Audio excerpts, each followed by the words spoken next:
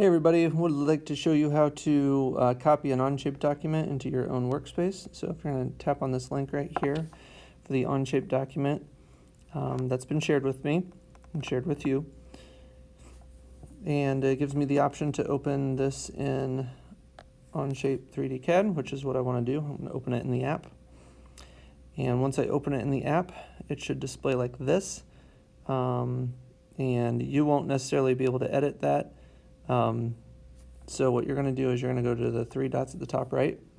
You're going to go to copy, and then it'll ask you what name you want to give it, so you can give it whatever name you want to. I recommend you do 133 constraints, but then you can do dash your last name.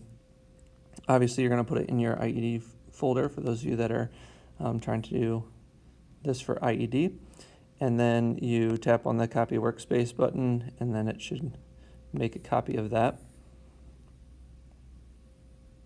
you are now able to edit. So now I can do things with this. I can edit it and all that stuff. All right, so I hope that helps.